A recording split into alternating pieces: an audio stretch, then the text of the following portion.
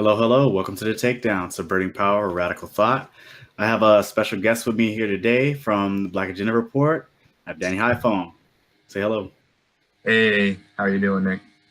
I'm doing good. I'm doing good. I basically ran into him at the Left Forum. Hey, I want to kind of plug that. The Left Forum's a really, really good place to gather, like-minded left individuals, and there's a lot of people that are really doing a lot of good work and a lot of examples that we can learn from, a lot of reference material that we can gain insight from. So I would encourage everybody to participate, watch the videos online on YouTube, or if you can make it out, make it out. Danny, back to you. I want to ask you, basically for those of us who are not familiar with your work, if you can kind of like tell us about who you are and like how your politics, like what your politics are, and then like how they got to this point. Right. So I grew up in Cambridge, Massachusetts, city right outside of Boston. I grew up in a working class neighborhood on the east side of Cambridge, very quote unquote diverse, and it has a weird nickname. It's called the People's Republic of Cambridge a lot by white liberals because it has this veneer of progressivism where it's a small city, very tightly dense, but not very well populated. Right next to Harvard University and MIT, but there's still a lot of poverty, especially Black poverty. And growing up there, I learned all the liberal Democratic Party values that one could learn in terms of respect for diversity and commitment to social justice and all of that. And then when I was 18, I voted for Obama, thinking, oh, look, we're going to have change after 7 or so years growing up under the war on terror when everything seemed like a Republican nightmare. But going into college, I went to Skidmore College, and Skidmore College is very, how should I say, white and wealthy. 70% of the students there consider themselves in the top 1% of income earners. Oh, wow. And that really kind of shook. It's a $50,000 a year school. That really shook up my understanding of the world. And, I grew up Vietnamese, mixed, white, and I grew up poor. And so I experienced racism and class exploitation. I was in the lower tracks going through school. And I saw how, Black people, especially poor people, were treated institutionally. The rhetoric might have been nice in Cambridge, but institutionally, lower income Black youth still face the same challenges they face anywhere else, whether that's through the rampant policing or through not being able to get through school at all because it's just not made for them. So basically, I became politicized in college and did a semester in New York City during the time of Occupy Wall Street. And I started participating in that movement and saw some pretty big limitations in terms of their ability to, organize working class people, especially working class Black people. And so I was trying to figure out what was going on. And as I was doing research, I found Black Agenda Report, and they were covering the war on Libya, which was happening around the same time. In the war on Libya in 2011, just shocked me because it was led by a Black president, Barack Obama, in the United States and its NATO allies. And all this time I had thought, oh, well, Barack Obama, it wasn't his fault. Nothing was his fault. The Republicans were obstructing him. And then I found, wait, Barack Obama is leading this by executive decree, is at the forefront of bombing an African country to oblivion. And no one's talking about it. Definitely Occupy Wall Street isn't talking about it. And so I started to read Black Agenda Report voraciously, did more organizing in college. I identify as someone who's very Marxist leaning. And from that point on, I decided I was going to contribute to Black Agenda Report because I thought that the work that they were doing was very significant. They were the only left source that I found that was actually placing Obama's feet to the fire. trying to hold him accountable to the promises, every one of which he broke during his campaign. And all of the editors and the contributors of Black Agenda Report come from the Black radical tradition, and that and Black revolutionary politics ended up really influencing me, because I started learning more about Vietnam, and I found that the Black revolutionary movement of the 1960s and 70s was the only movement in this country, other than their allies, to support the struggle of the Vietnamese towards independence and liberation from U.S. imperialism. So from that point on, I've just been writing for Black Agenda Report since I graduated from school, and right now I'm working on a book with Professor Roberto Cervantes out in California. He's a liberation theologist, and it's called American Exceptionalism and American Innocence, the Fake News of U.S. Empire. And it's based a lot on the work that I've been doing with Black Agenda Report for the last 5 years. So that was a lot of information. Like that's basically taking somebody through like almost a genealogy there. Like you kind of like, oh look, this little hot points here, boom, boom, boom. You kind of move along, but let's go back. You said that you were kind of witnessing a lot of racism in your community, and this is in Cambridge, like a liberal bastion, like so many other blue areas that consider themselves liberal bastions. But you were speaking specifically about the institutional forms of racism that kind of form and kind of lock people in place. You said you were in a lower track. Can you expand upon that? What do you mean? Yeah. So around the time this issue started to become highlighted in the public school systems around the time of No Child Left Behind during the Bush Jr. era, and it became and under that policy, tracking inside of schools became even more intensified. These intensive studies programs, as they were called in Cambridge, in Massachusetts, ISP programs, were being implemented, where gifted students, mostly from wealthy backgrounds, not entirely, but mostly white,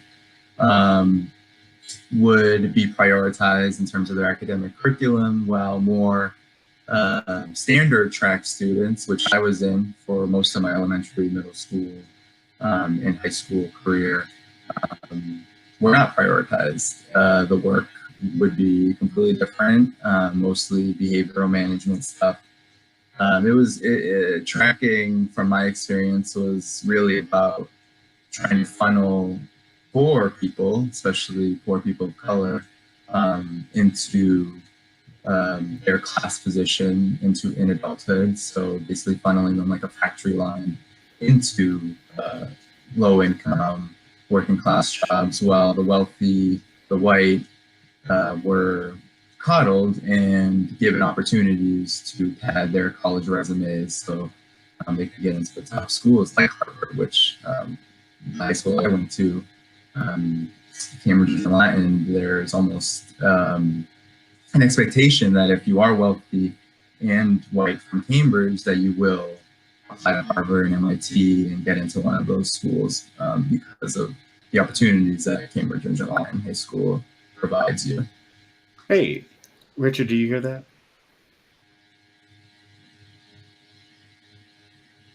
So I just want to say solidarity, comrade. But after that, I am picking up a little bit of the audio distortion there. Sometimes it can be a connection issue. So if you have an Ethernet that you can plug directly in, that can help.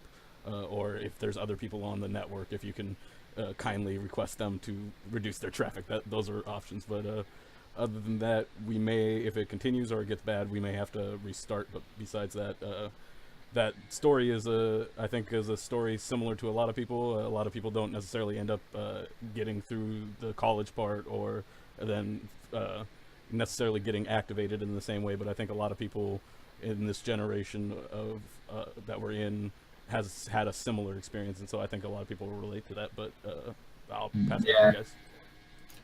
You know, I think what stood out to me was the tracking, because I remember in, I think, 3rd or 4th grade, you know, I transferred schools and I got stuck in like an ESL class, and my mom was like, "What? Why is he in an ESL class?" They like just generically stuck me because I was a random black kid. He just stuck me in the ESL class. I was like, I don't even speak a second language. Of course, I didn't know what ESL stood for. But like when I told my mom, she got really angry. She went up to the school and then like she had to get my test scores and move them all over there. And she had to like fight to get me placed in the gifted program with the other students, right? And it didn't make any sense. But judging from what I remember about education, like the point that you would want to do is you would want to have all of the students on the accelerated program. And that way, if students were behind, they would bring other students up almost by osmosis, right? And I figured like that was the best way to do it rather than having it where you have all of the kids, you know, average or even some below average kind of segmented off from kids who may be gifted. And this is even assuming that the kids are actually gifted beyond their peers to begin with. Oftentimes, I find that that's not the case. What happens is you just have parents that want their kids placed in a gifted program and they just receive a better education. And the child's actual talent is not any better than anybody else's. So for that reason, generally speaking, I'm against all gifted and talented programs. And I just want that to just be like the standard curriculum for all students, as opposed to having basically tracking. And I know in high school, here we have the International Baccalaureate or advanced placement programs. And like those students actually get a huge grade point average advantage. So everybody else is on a 4.0 scale and they get to be on a 5.0 scale. So a C in an advanced placement class is a B in regular classes and so on and so on. And being somebody that's done both, I basically noticed that they had that huge advantage built in for the GPA. So I opted to do the advanced placement courses just for the extra grade point average. And, you know, and I was like, you know, I did a year of regular and I did a year of advanced placement. It's the same thing, except you do less work in the advanced placement class, which is unbelievable, but they do less work and they get higher grade point averages for no reason. So I think that kind of just stood out to me when you were talking about the tracking. And like, I think tracking is evil and should be abolished at some point. And I just wanted to kind of bring us back to that. But also, let's talk about where you talk about the liberal veneer, like, or basically kind of take us through in your mind, like what you were thinking as like liberalism starts to show like how hollow it was. Because everybody kind of starts off kind of New Deal-ish, and then you kind of slide away from that after you start learning the history. No, exactly. I feel like it started when I was pretty young even. I mean, there's all sorts of pressure in my community to support Obama. It was almost like a knee-jerk reflex in a community like Cambridge to support a Black Democrat running for president. It was historically unprecedented, is what we were told. And so where I started was exactly where you were, as you said, New Deal-ish. That was my father. My father was a hardline Democrat, was in Vietnam, was drafted to Vietnam in '68 during the Nixon era, and he, has a lot of animosity towards the Republicans, and saw the Republicans as anti everything that was beneficial to the working class. And that's what I thought for a while. I thought ordinary people could only benefit from Democratic Party administrations. But I started to see how hollow that was under the Obama administration when I started to grow up and understand how politics work. When I saw that I was going to school and getting into tens of thousands of dollars of student debt, and the Obama administration wasn't doing anything to help me or help anyone else that I knew who was in the same predicament. I also learned a lot when I started to study foreign policy and really care about it. When I started to learn more about Vietnam, I wanted to know more about the U.S. war record, and I saw that the Obama administration was extending and expanding all of Bush's wars, whether that was Afghanistan, even Iraq, even though he's credited with formally ending the war in 2011. He kept a lot of troops there and a lot of special forces there and continued bombing campaigns well after 2011. And he extended Bush's wars to numerous other countries, like Yemen, for example. So I really started to see how hollow liberalism was when I started to care about what was happening around the world, and I started to connect it to what was happening in the United States. Because all of my friends in college, even though we were in a so-called elitist school, most of my friends were students of color, and they all had anxiety about where they were going to go when they graduated. What jobs are they going to get? The their families were all working class, and they wanted to do better than that. That was the expectation, but they didn't see any real hope for that. And so I was like, what? That this shouldn't be. This isn't what we were told. We were told that we go here and we're going to live the American dream, and that hasn't been the reality. And I started to learn that, wow, this is a mass problem. This is a massive problem. It's a societal problem. It's an institutional problem. Millions of people are wondering the same thing. Why isn't the American dream cashed out for me? So that's when I really started to learn that the liberal side, the liberal coin of the ruling class, of the ruling system here in the United States was even more farcical than the right-wing version, which tells you to your face that you're not going to get what you want, and that you are going to be brutalized and oppressed because of their divergent interests. And they'll say something like, America's great. That's right. America's great. And it's going to oppress you in your face. And we just don't care. We don't give a shit. Like, take that. Take it. Exactly. And like everybody else is like, oh, no, we're not so crass. We're going to just walk past you. And, when you're out there on the gutter in the street, we're just going to walk past you and pretend like we don't see you there because you're not important. You didn't have the right skills or you didn't have the right soft skills, or you just weren't the right fit to be prosperous like us. So we just keep on walking. Don't worry, we're not like those dirty Republicans who who would be outwardly loud. But what's so funny?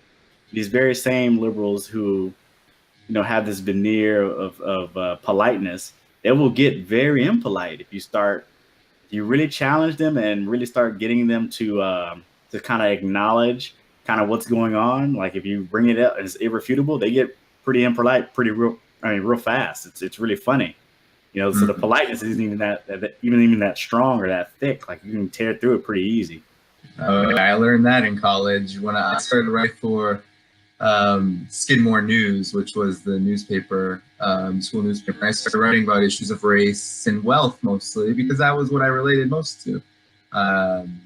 There was a lot of rich white students at the school, and they happened to be behind a lot of racist incidents on campus. And I related the two without, reading economic theory, knowing that the history of this country was built upon slavery.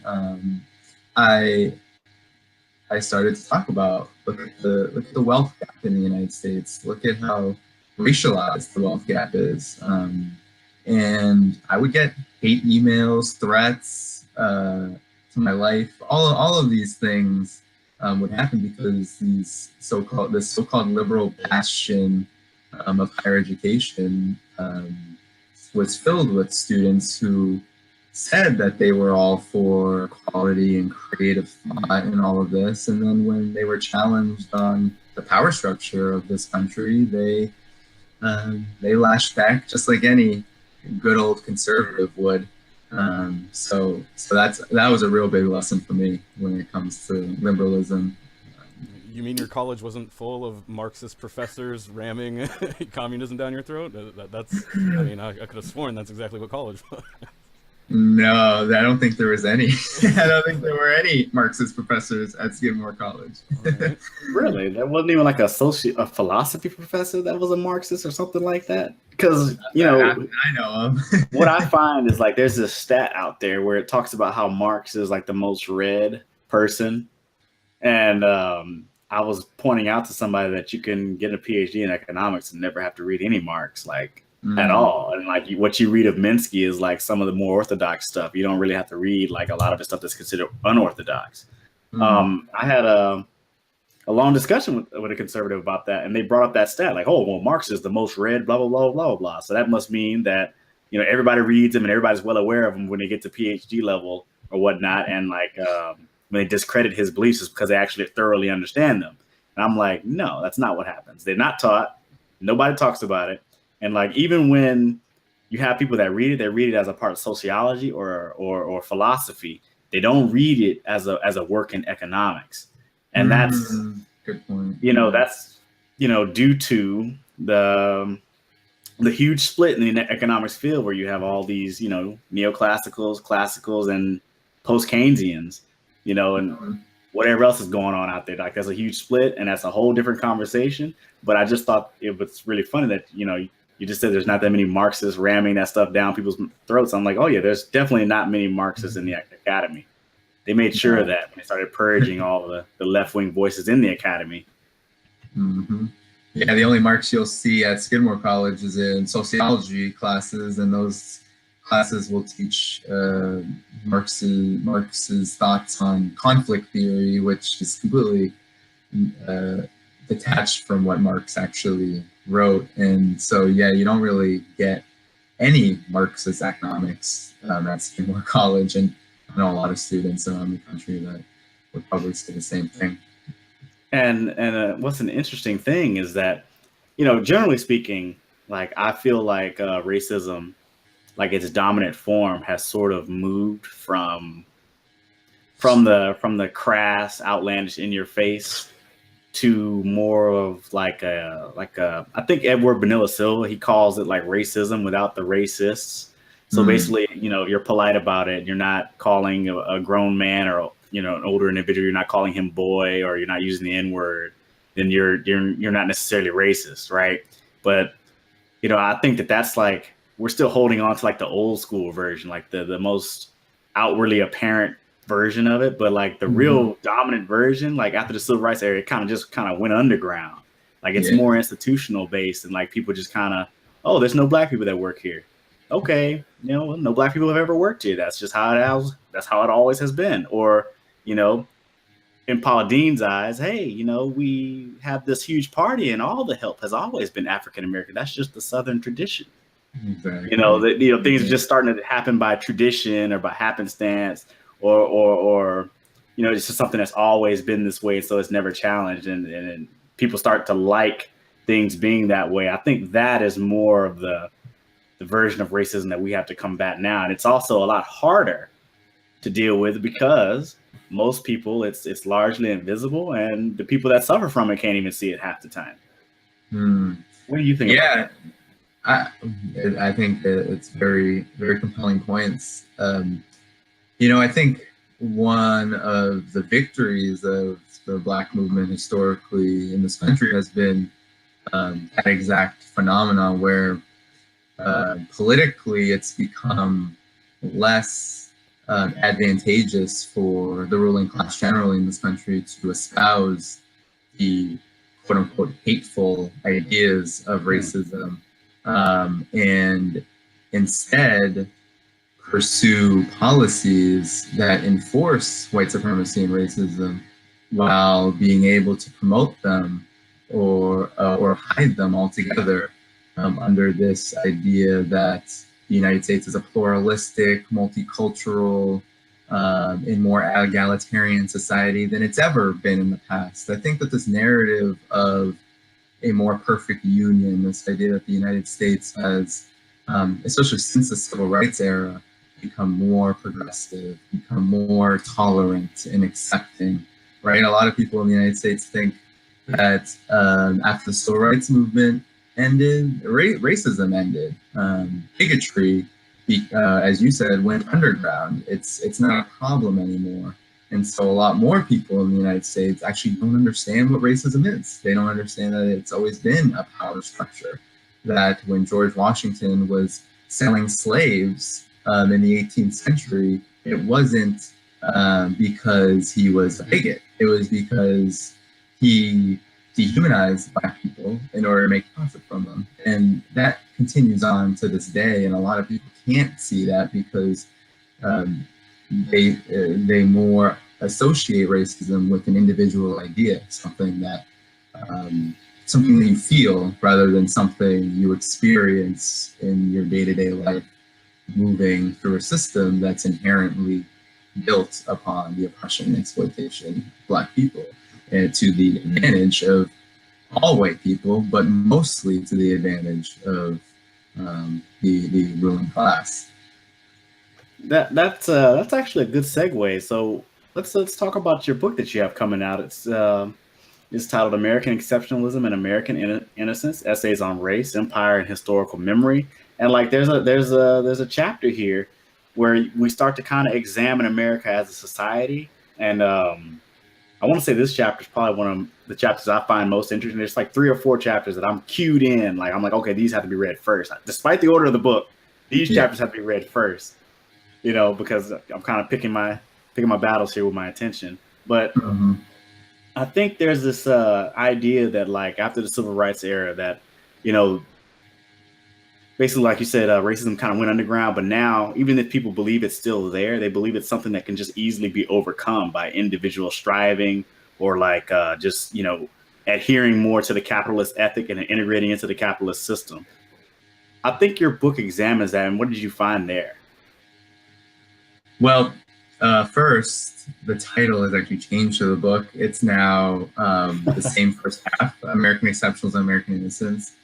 But now it's the fake news of U.S. empire. And so when we talk about the American dream and we talk about the myth of meritocracy, we're really talking about fake news. We're talking about this idea that the American dream is in fact achievable and that individual striving will lead to the same wealth and riches and the Gateses and the Bezoses and the Warren Buffetts, that we can in fact achieve that. When the reality is that Bill Gates, Jeff Bezos, Warren Buffett, they've all accumulated their wealth off of the plunder of billions of people, but especially Black people here in the United States. And so what we decided to do is talk about how this myth of meritocracy, this myth of the American dream, in fact paints the United States as an exceptional force for good in the domestic sense.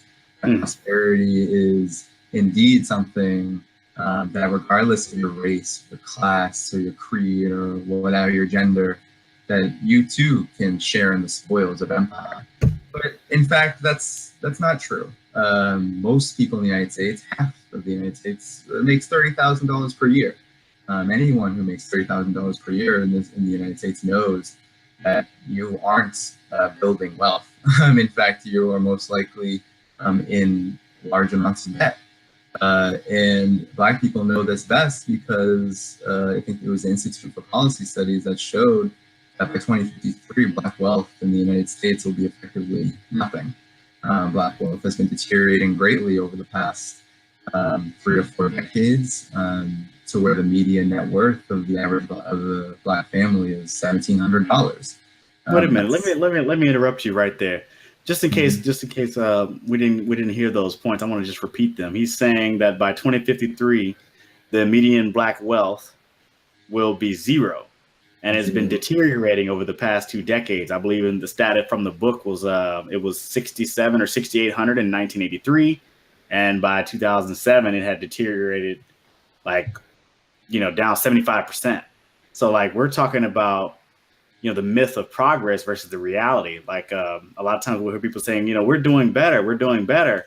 And I even got into an argument on Twitter and I'm like, no, we're not.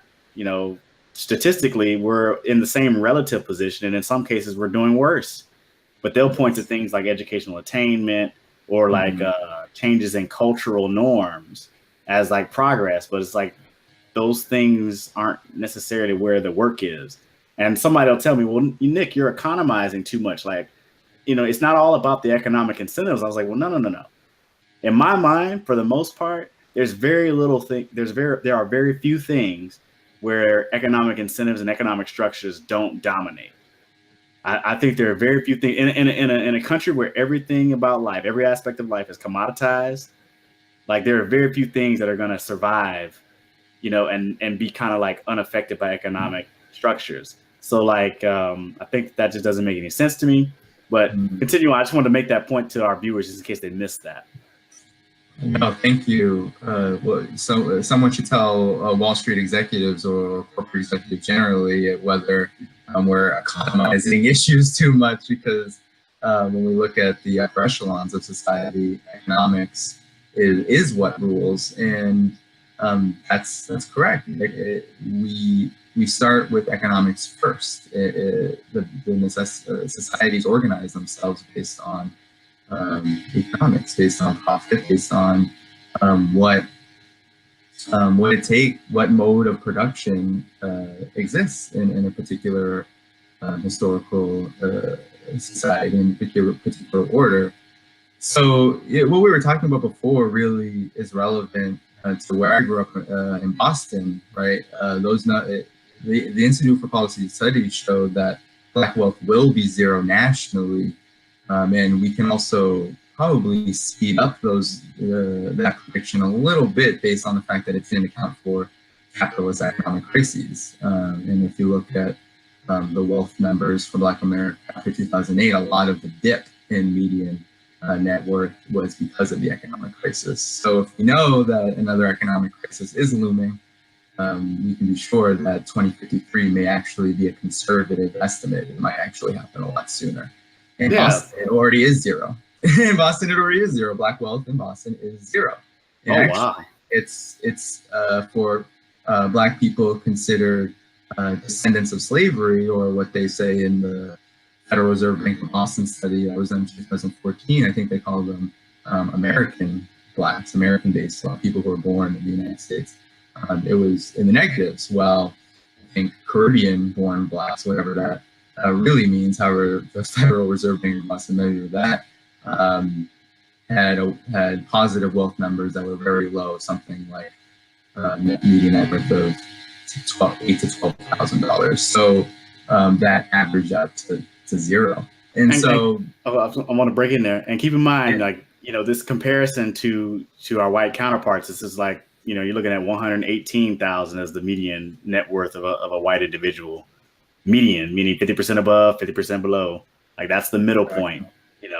Just as many people below have less, and just as many people above have more. So that's 118,000 versus you're talking about negative and like 12,000 for Caribbean-born African Americans. Mm-hmm. And somebody pointed out to me that when you want to start dissecting those groups and being more accurate, that it's not accurate. And I'm saying, well, no, if you have a subsection of the Black population that are, largely unmarred in a sense by American slavery and American Jim Crow and American mass incarceration, and they come here as an immigrant, I think that there should be a distinction that separates them necessarily from the people who did suffer those things. And that's not being divisive. That's just being true to the material conditions in which these two groups are operating in.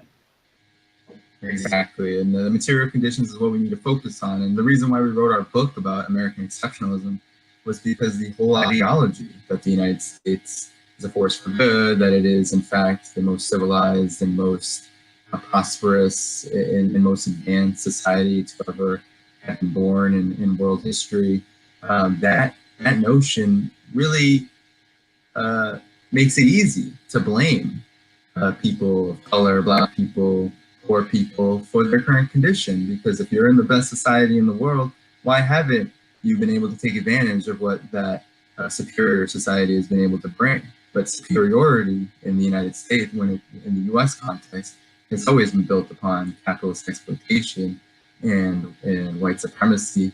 And that's what we try to demonstrate when we talk about American exceptionalism, because to us, it's the most pervasive ideology that runs a thread through the most conservative elements of U.S. society, the so-called fascistic and KKK elements, to even the most radical and progressive at times.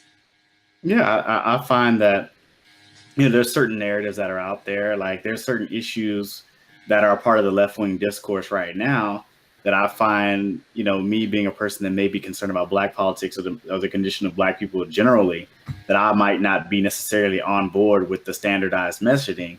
And like, when I try to like voice some critiques, well, you're just a racist, or you're Black and you can't hold these positions. I'm like, well, wait a minute. Number one, I don't control any sort of institutions or laws or customs to support my group over any other group. So there's no racist here. But, I do have some legitimate concerns, concerning, kind of the way the ship is kind of maneuvering in terms of like building a coalition. Because historically, coalitions, well, first off, before I even go there, I always say this on my show, and I've said it like a bunch of times, from issue to issue to issue. Anytime you want to have some sort of coalitions have to be built upon exchange, and they have to be built upon some sort of mutual benefit, right? I mean, that can go along with exchange. Also, there's a certain thing where like you're coming together about issues both people are supposed to benefit. There's also like a shared fate or co-determination. I don't like to use co-determination a lot because it sounds like marriage, but in actuality, that's what you're doing. You're marrying your interests on particular issues such that you can't be divided and you can both be stronger on both issues together.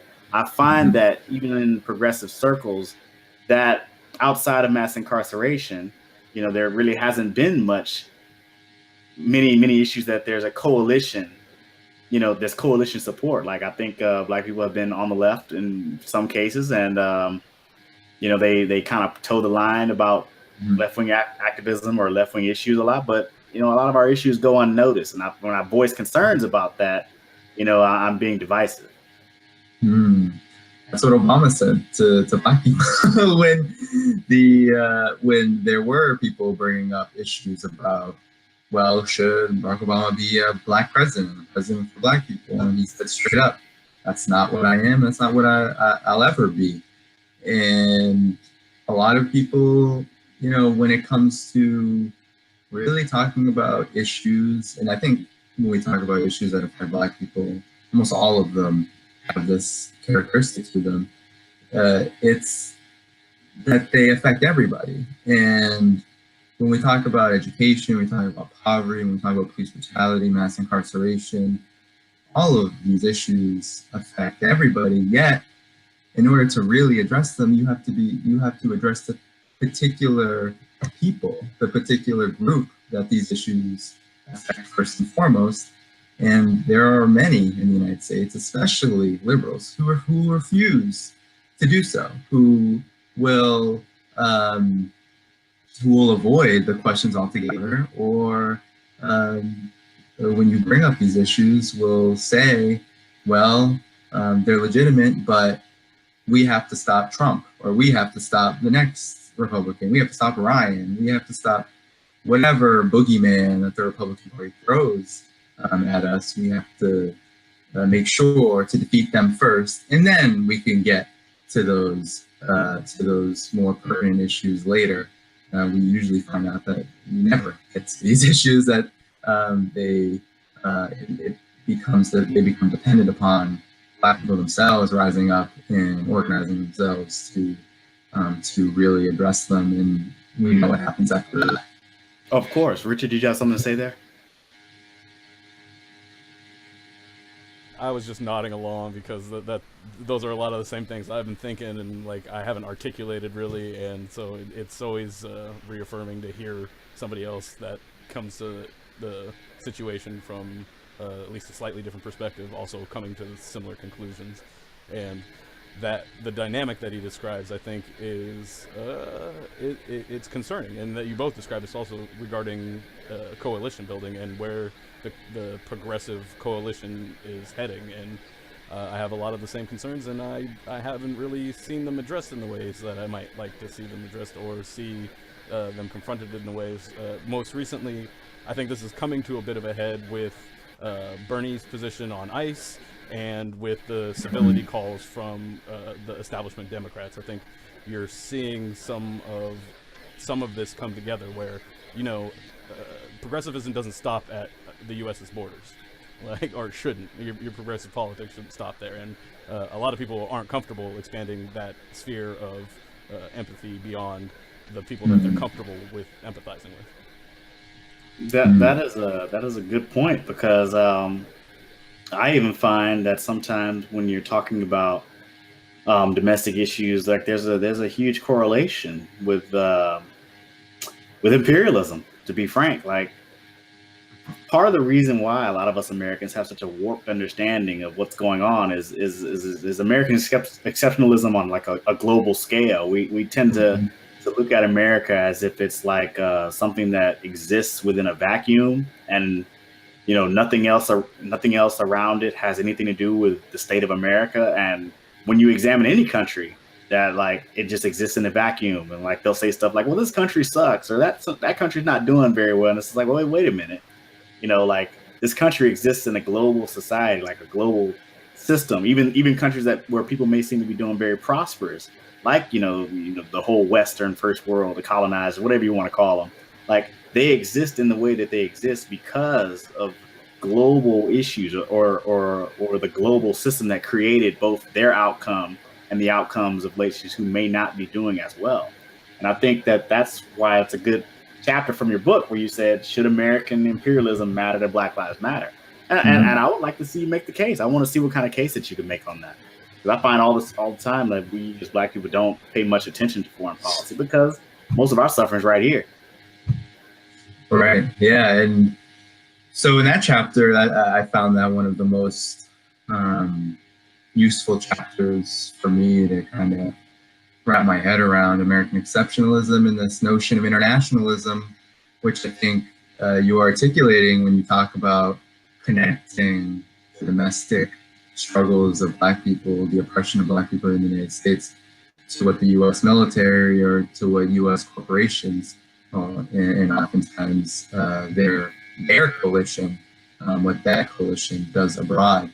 It's very important. And so in that chapter, what we really do is we kind of trace the history of the Black Lives Matter movement and connect it to the NFL protests that occurred during the national anthem that were led by Colin Kaepernick.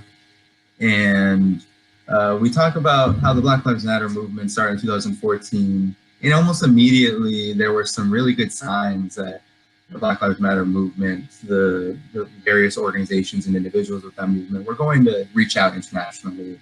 We saw communication between Black Lives Matter activists and Palestinians abroad on Twitter talking about tear gassing when the militarized occupation police forces in the United States in Ferguson were going in and tear gassing protesters. We saw that communication happening. But then by the time of Colin Kaepernick's stand again during the national anthem, where he protested police brutality during the most celebrated symbolic gesture of American exceptionalism, the national anthem, we saw a very little defense from those within this movement. So we wanted to talk about, well, what is it? What's so threatening about the national anthem? What's so threatening about the American flag that makes people hesitate, especially the most progressive and radical activists, which I consider Black Lives Matter activists to be at this point? And we said that it's because, yeah, it's because the American flag, the national anthem, are the symbolic or the symbology of American empire. That imperialism is embodied in the militaristic celebrations of the national anthem at NFL games. And so we started to make the argument in that chapter that there is plenty of literature, plenty of history that shows that the Black radical tradition and the Black movement in general has been at its strongest when internationalism was put at the forefront, when the Black Panther Party was organizing demonstrations against the Vietnam War, when W.E.B. Du Bois and Paul Robeson and others were charging the United States with genocide at the United Nations, and visiting places like the Soviet Union and Ghana, who were struggling against U.S. imperialism during the 20th century, and deriving lessons from those experiences. And so a lot of the chapter is about, well, imperialism does matter to Black people because the United States spends enormous amounts of looted and plundered money on the U.S. military, and it oppresses people abroad for the same reasons that it oppresses Black people here in the United States, mainly to extract profit and to enforce hegemony, political hegemony.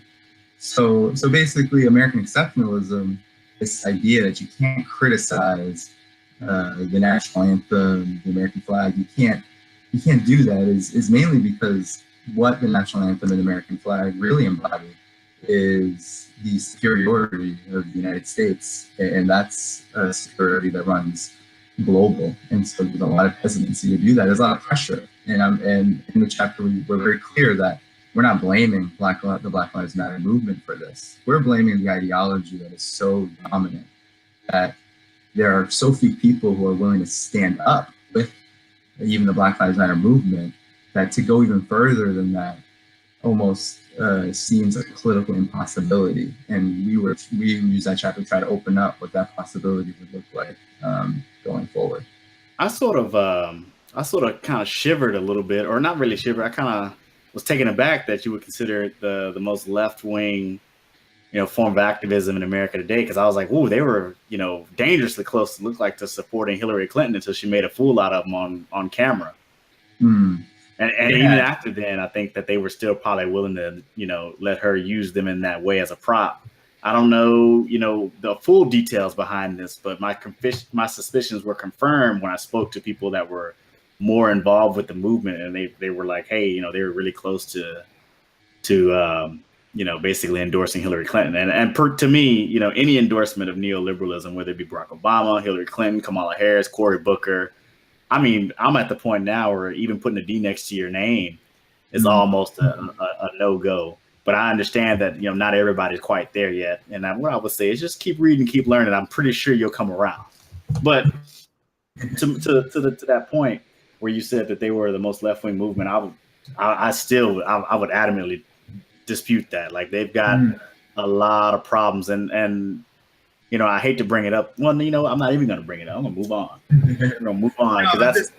It's dangerous territory. No, I mean, I completely agree with you when it comes to the leadership of certain organizations like the Black Lives Matter Network organization, for example, which presumes itself the leaders of Black Lives Matter. They're the ones who are involved in all of the electoral shenanigans that you refer to. And personally, I definitely agree with that. I think that there are activists in the movement, though, that got lumped into the Black Lives Matter brand almost. And it's them that we're really speaking to, the ones that we feel like, the people that we can really win over to this notion that any movement against racism in the United States has to be an anti-war movement, or it's not going to be successful. It has to be a movement that makes alliances, as you said, not based on some mythical notion that white working class people as some sort of amorphous group is going to ally with the issues and struggles of Black people, but the fact that people that the United States nations that the United States wages war abroad are being exploited and oppressed by the same system that oppresses and exploits Black people in the United States. And so that's really the big point that we were trying to make. Oh, Richard, you're still muted? I just wanted to key in on the international part, and what strikes me is that essentially what you end up, what I can see happening is a play to try and achieve for Black people to get the privilege of whiteness in the United States in exchange for finding a new Black people in the international community, finding somebody to replace the role of being the oppressed minority in the economic system in order for some level or some piece of that white privilege, and that I think is counterproductive to the larger goal, and so why I think I agree with you about any anti-racism movement having to have an international component so that it doesn't just displace that racism to a group of people that we can't see or don't have to interact with on a daily basis. I mean, that's definitely a good point. And my only reservation, and to both these stances, which I agree with like 90%, is, I think that we should be cautious when we're talking about making alliances with outside groups. And the reason why I would say that would be because the allure of being inside of a racial hierarchy but not being on the bottom is particularly strong. And nobody wants to be on the bottom. And what somebody will do to not be on the bottom, is very horrendous. Like they will become horrible people. And it doesn't even matter if they're not necessarily at the top.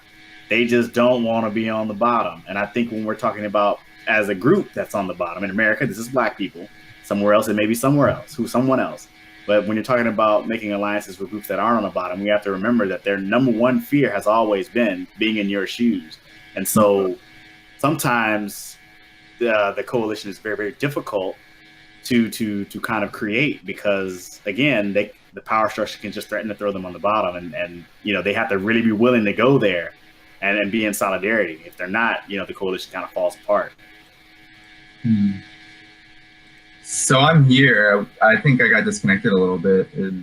in my back. You might have Yeah, missed you're a bit here. of We got you. my rant there. I was just agreeing with you in that, like, in an effort to avoid, like, as Nick was kind of reiterating there a bit, that any struggle against racism in the United States has to have an international component, an anti-war component, because otherwise we run the risk of just exporting that racism to some place where it's out of sight and out of mind, which is even more dangerous for the vulnerable populations that it would be shipped towards. Did you also hear my comment there as well, or no? A little bit. I heard the tail end where you were talking about the fear. I think you were referring to white people, white working class people in particular. No, actually, I was on the bottom. I was just referring to anybody that's in the racialized hierarchy that's not on the bottom. Like the whole point of having a racialized hierarchy is because people want to integrate within it, but they didn't want to be on the bottom. So as long as they're not on the bottom, they end up supporting the structure, just so they aren't you. And it's hard for people who are on the bottom to make coalitions with these groups, because ultimately their fear is to be in your shoes. And so if they're afraid to be in your shoes, how can we be in solidarity? And that's what racism is, and that's what needs to be addressed. It is about sometimes imagined, but oftentimes real as well. This notion that white people especially are privileged and will be conferred privileges over Black people and other people of color, and it's that fear of being in that position, of becoming the quote unquote other, that really drives a lot of political consciousness and activity in the United States. And that's not just white people too. There's other, as you said, there's other groupings within this racialized hierarchy that think the same way. And that's because that's how the structure of the United States is built. That's its foundation. That's literally what a racial hierarchy is. I was just going to mention also, and kind of on this thread about why it's hard to confront, or to like why it might be easier for some members of the Black Lives Matter movement not to pay as much attention to international struggles, is that it's also hard to recognize and confront and deal with like your role or your participation in the perpetuation of the U.S. imperialist war machine. You know, it's like, did you vote for Obama? It's like, well, we did. It might not have been a wise vote, an informed vote, but I did. And so I have to bear some responsibility for what he did, even going back and looking at it, I didn't have much of a choice or a better option, whatever the situation may be. It's like, and whatever lie you tell yourself. Yeah, and owning that is hard, and and especially for white working class people who suffer a lot of the oppression of the class system that we have, but also a lot of the privilege of that racial hierarchy, and confronting those benefits, but not really getting much of a solution for a lot of the negatives is, I think, a lot of it. So like that's, I think, part of why they want to focus more exclusively on the class aspects of it, because there's no chance of that weakening their case as far as they see. And that, again, carries so long as they keep it within the United States borders. If they start to look internationally, they find out that being a middle-class white working class person is actually pretty successful on the global scale as far as the exploitation of vulnerable people throughout the world. And confronting that and dealing with what that means is not easy, and so it's stressful. And the last thing that most Black people in this country want is more stress in their lives. And so I think that's part of the pushback that you'll get in dealing with that issue. And it's not going to be an easy one for you to address, but I think so far you're making a strong case. Yeah, and there's another element to it too, the power structure element, the agendas of, let's say, the Googles of the world, which will donate money to the Ford Foundations of the world as well, donate money derived from corporate coffers into social movement organizations like the Black Lives Matter Network to shape how they operate. And that's another side of this whole equation, where there are vested interests in ensuring that questions of race and class become a conversation of which is more important, rather than talking about how are they interrelated and what are some of the particularities that we really need to work through, as you were saying, in order to broaden the scope of the movement, so when coalitions are actually discussed, when we actually are out on the streets and doing the work, that we can address some of these contradictions in a real way, rather than sort of shooting at the hip and being very unstrategic about how we move and operate in these very dangerous times. So I think, part of it is that there is a real stranglehold of the Democratic Party and of the corporations that support them that really do shape and influence how these conversations happen. Let me tack on to that. I want to ask you, a direct question, because when you start talking about, corporate interests or even well-to-do or middle-class folks kind of getting behind politicians or getting behind political movements for any particular reason, like I find that like even the most left-wing result of that has been that they tried to do what I call like a cautionary criticism of American imperialism as opposed to an anti-imperialist message, like hardcore. Like instead of acknowledging that the world is unjust and the United States is out there kind of doing its own thing or kind of like running around in the wild, wild west doing whatever it wants because it can, like they kind of want to say like, oh, we're just hapless and, we just happen to fall into these positions. Or, oh, Bush was stupid. He got us into this war. Not, no, Bush actually executed a very well executed plan. And the only thing stupid about it was the PR. And basically because you believed he was stupid, you believed that like, oh, it was a mistake, when in actuality, everything that's going on over there is a rather intended outcome with few exceptions. Yeah, exactly. And we see this narrative really strongly in the era of Trump, where the New York Times especially has article after article, especially from guys like Friedman and Christoph and you name it, writing opinion articles almost bi-weekly, monthly, talking about the decline of American empire. This notion that the United States around the world, even when it did bad, had good intentions, right? Even when it was destroying countries, actually the whole idea was to overthrow a dictator like in Iraq. The whole idea was to save the world from terrorism like in Afghanistan. Or in the 50s, where everything was amazing because the United States was now the world superpower and spreading democracy. And actually, it wasn't like the Soviet Union, which supposedly occupied other countries. The United States took a back seat and allowed countries to be independent as it wielded its influence in the Middle East or Africa, for example. When, in fact, the reality was, whether we talk about the mid-20th century or we talk about now, was that the U.S. was using every weapon at its disposal to overthrow their democratically elected governments, or to directly invade countries like Korea, Vietnam, to exercise its own hegemony. And I think it's so pervasive, this notion that, in fact, what the United States does around the world has at its core a benevolent objective. That's really a thread in our book, is discussing, well, what are the actual interests behind U.S. warfare, behind U.S. imperialism, and how do they connect to this building and simmering anger that we see about racism in the United States, for example. I think I agree with everything you just said, and I would even like to add on, like my add on here, like we even had Barack Obama when he was campaigning as the left wing candidate against Hillary Clinton, even though there were other left wing people in the contest. But towards the end, when there was just two candidates left, the donors had selected would be the two candidates. We had Obama saying Iraq was stupid versus saying like maybe Iraq was wrong.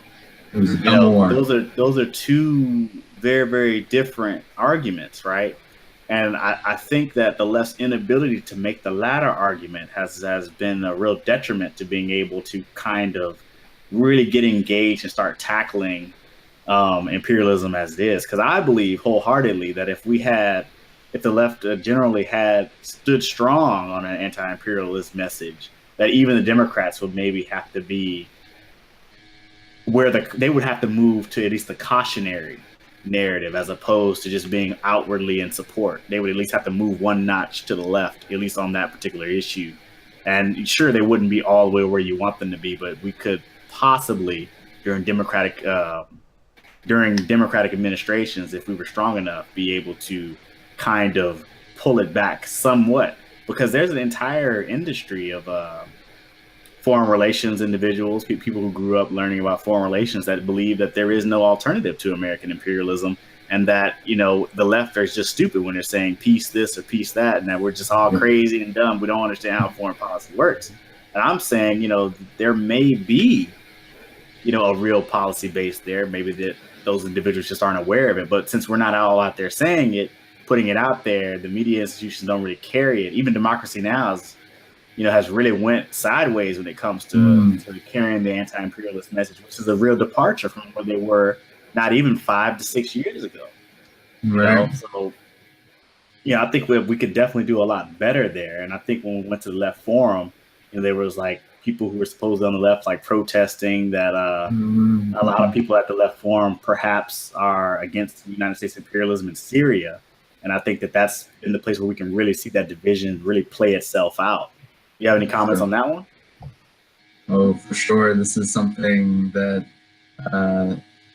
really gets under my skin because I think what you said was very important, because there really is an opportunity right now. There was when we, for example, the Bernie Sanders campaign, for example, very Democratic Party-esque politically, at the times were so reactionary that Bernie Sanders came off as almost a radical choice in the 2016 election, when in fact he looked like FDR repackaged with even more overtly imperialist dogmas than even an FDR. So what has happened is that there has been this decline in legitimacy, I think, amongst much of the population with the political system. And I think a lot of that has to do with the economic situation that many find themselves in.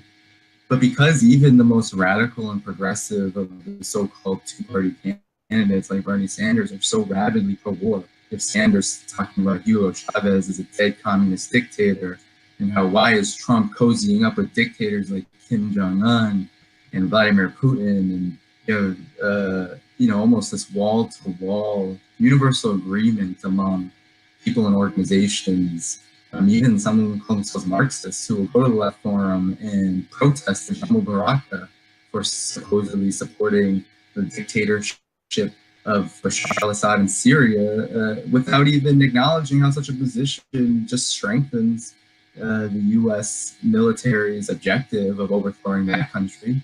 And then when we go into Democracy Now!, it only gets worse when, ever since Donald Trump has been elected, they're almost as bad on the Russia question as the corporate media. And then when it comes to Libya and Syria before Trump was elected, they were peddling the same narratives as MSNBC, talking about Syrian revolutionaries overthrowing Assad and Libyan revolutionaries overthrowing Gaddafi, when in fact this march to war that the United States is on with both of those two countries was predicted by a segment on Democracy Now! When they had Wesley Clark on the show, former NATO general, who said that these countries were targeted by the United States for the overthrow directly after 9/11. And we see this huge shift among progressives, especially in this era of Trump, where there's a huge change going on around the world, right? There's huge shifts. Oh, no, he got disconnected. So I'm going to take over and talk for a moment while we wait for him to reconnect there. What I want to say, though, is he's actually on something really, really important. And I think I noticed that we started having a decay in Democracy Now!'s coverage probably about, I would say, the last 3 or so years of the Obama administration. It seemed like when the Syria conflict started to happen, they seemed to be always on the wrong side.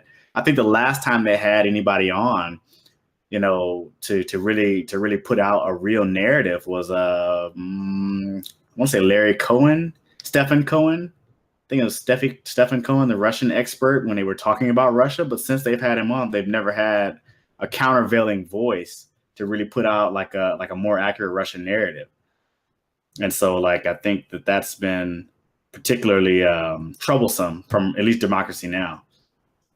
Also, to tag on to what Danny was saying before he got disconnected, is generally speaking, we have this issue in the United States where we can't stand strong on the real position for whatever reason, because there's not a lot of strength there. And because we don't stand strong on the right position, like, we just never can get on the right footing. Because sometimes you have to be wrong for a while before people will start to listen to you.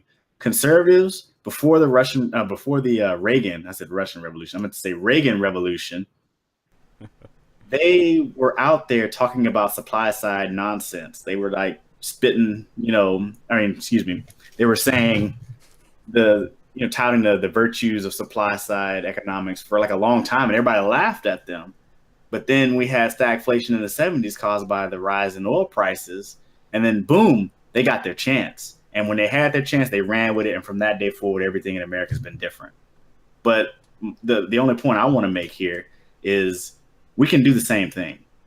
Like, we don't have to always just take whatever position the public is ready for. There's a space in leadership or in politics in general where you have like a vanguard, and you take a position and you hold that position, and just by nature of being there for long enough, you start to gain credibility. Even if your opposition discredits you, when they discredit themselves by being unable to address the material conditions in which people live, when they discredit themselves at that moment, you will get an opportunity. And that opportunity, you have to grab it, seize it, and then change the course of history for the next 20 or so years. And I'm saying, like, you just snap your fingers and it's going to be easy like that.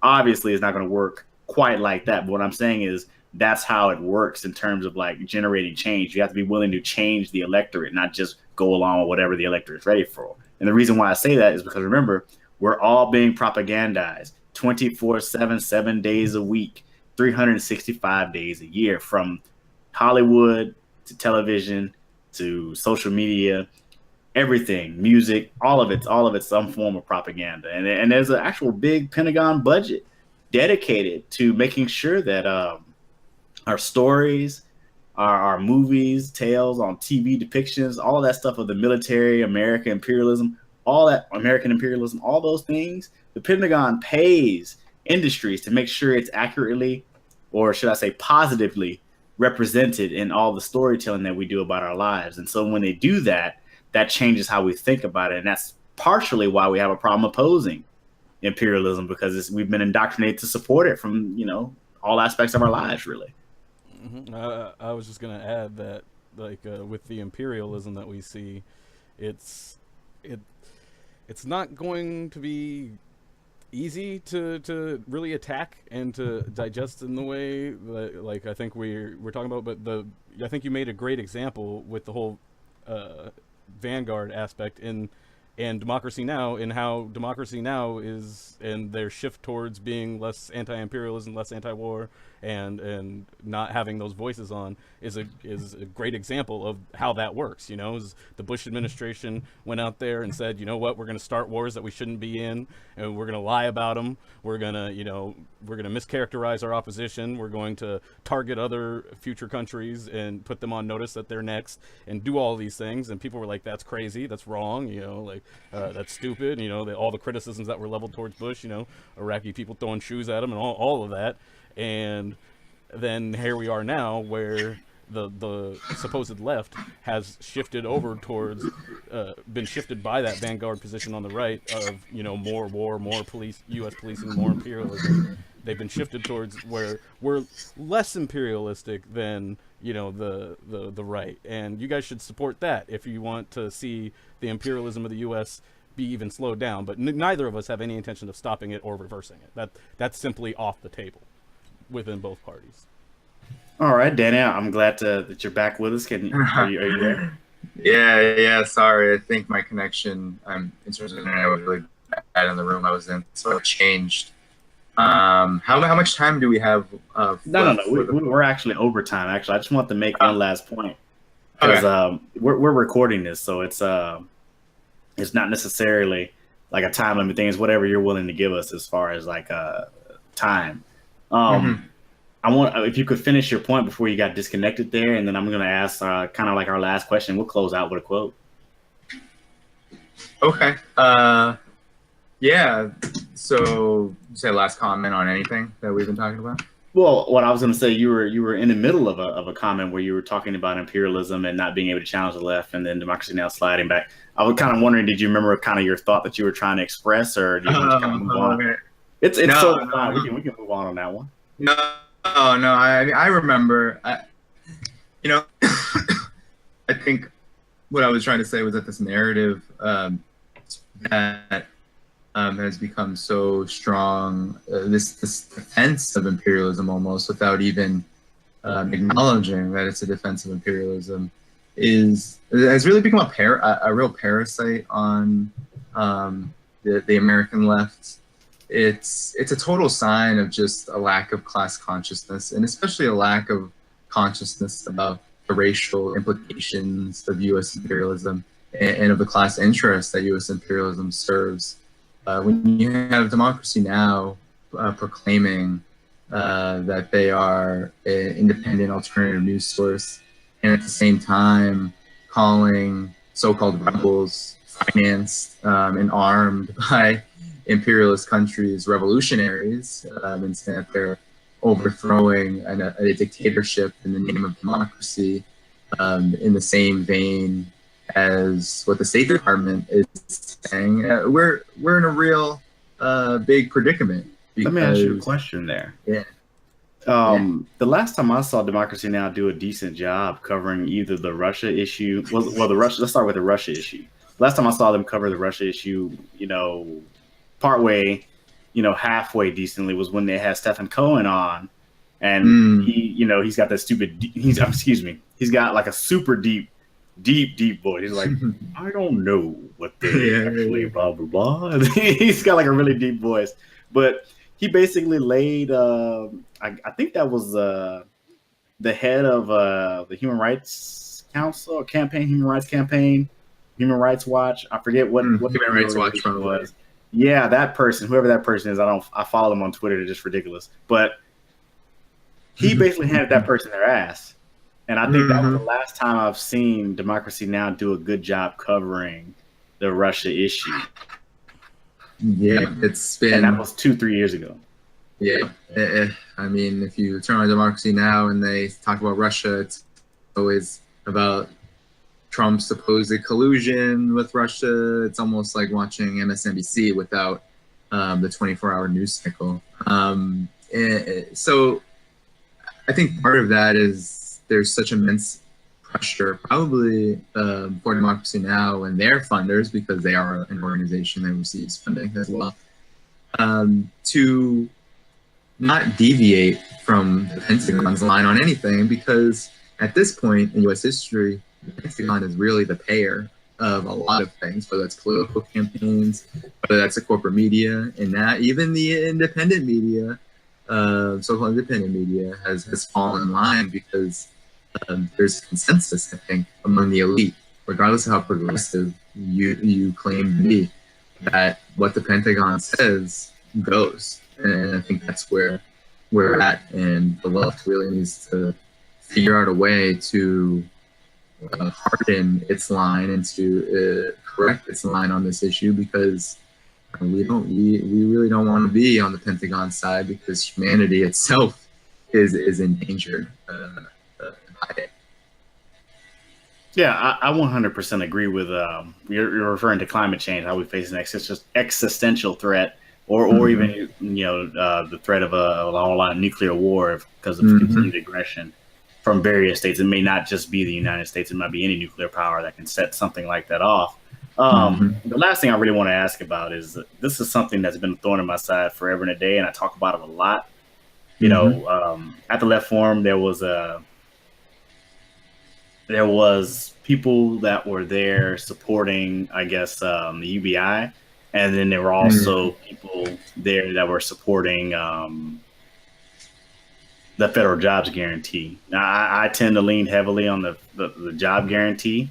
I would just kind of like to hear you tackle some of the questions that have been raised there, or tackle that, but basically give your opinion on it. Yeah, of course. Well, I think federal jobs guarantee is something that has basis in history. I think that the only time where the United States government ever done anything good for the issue of jobs in this country is when it intervened and actually provided them. We saw that during the Great Depression era when there was actually a program with the BPA that did that. And I think if we're ever going to demand anything when it comes to employment in this country, where we have millions of people unemployed or underemployed, we're going to demand something like that. The UBI is, I think, a lot more tricky because there's a lot of big corporate executives of the so-called Silicon Valley industries that support the UBI, and they support it for their own interests. I think that we can't really discuss something like a universal basic income in this period of austerity, and when people do, and when it comes from the mouths of guys like Elon Musk and these types, we have to be wary, because their hope is that the UBI will allow all publicly subsidized programs in this country to come under threat, and will in fact be and the UBI will in fact be a lot cheaper than providing certain services publicly, right? I think it can be seen as a weapon of privatization in that manner. However, for progressive purposes, or practical purposes, something like the UBI could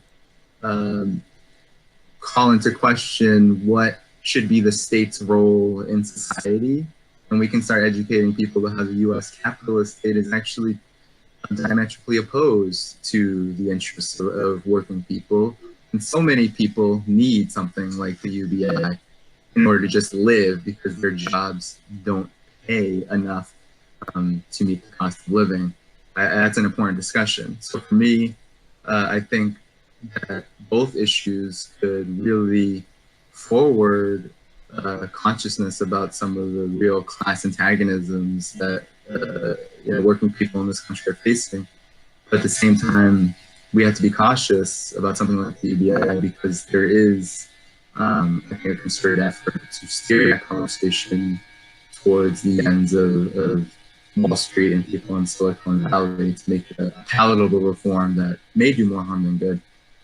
Yeah, I think, keeping in mind what we have in terms of a political economy in the United States, that like when we start talking about something like the UBI, we have to remember that like the goal of the job guarantee would be to take power away from employers, to basically start moving the public sector to kind of be able to be used as a way to give workers ability, or give workers bargaining power.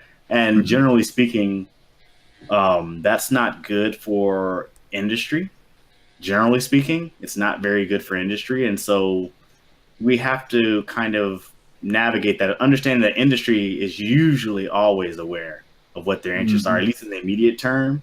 So industry is generally going to be against that. So when you have industry going along with that, they understand something about that policy that perhaps you do not. Yeah. And so just going along that vein, I think we should just be cautious about the UBI. I'm a staunch non-supporter. I don't support the UBI under any circumstance, unless the person can't work, they're disabled, they have children, or something along those lines. I feel like the federal jobs guarantee is a far more efficient application, in that there's so many things that the public sector could be doing to increase our lives. Why not employ people that are unemployed to do those things? And so, it just takes care of so many things at one time. Like any inflationary pressure, you're producing more goods. Therefore, like those pressures are alleviated, right? Obviously, inflation is caused by supply issues. So if you're changing supply at the same time as you're increasing demand, you sort of cut down on inflationary worries too. Whereas with the UBI, you just don't have that. Like you're not increasing production, you're just increasing money. Yeah. But I think we're kind of out of time. Did you have any closing thoughts? I'm going to close out with a quote from. I just want to get in quickly on the federal jobs Go ahead. guarantee. Is that I share a similar concern, and I think you did a great job of kind of highlighting some of the concerns with the UBI. For me, the federal jobs guarantee almost, it sounds like something, either one sounds like something we could pass through this Congress, but it would end up, the UBI would end up benefiting people like Elon Musk, as you mentioned, and the federal jobs guarantee would essentially expand the prison labor movement, like prison labor. And so like, I have skepticisms on, I think either can be exploited by the people in power in order to appease people that are calling for it, but then actually structurally make their situation worse. And so that's it. I'll pass it back to you guys that for next close. No, that's a really good quote. Really good point. I think, yeah, and this, as I think we've all been saying, this period of U.S. history, I think, is really one marked by economic crisis and decline. And our book talks about that because we feel like it's really important to understand that the ruling class is desperate. Corporations are desperate. People like Elon Musk, they're making a lot of money. They're running away with the wealth. But they're desperate because of the inherent contradiction that phenomenon brings, which is masses of people are becoming poorer, and wealth is being siphoned off from ordinary people, especially Black people in this country. And that eventually leads to rebellion. It eventually leads to unrest. And we've seen hints of that. And so we're trying to push that forward by challenging an ideology like American exceptionalism, which really brings us backward in consciousness. It really hinders our ability to understand history, to understand politics, to understand economics, and to understand the issues that shape our lives every day. So I think that's what I'll close with. All right. So our quote for the day comes straight out of the book. The claim of innocence is a double-edged sword. It contains not knowing, but also not wanting to know. Thank you very much. Good night, everybody. Thank you.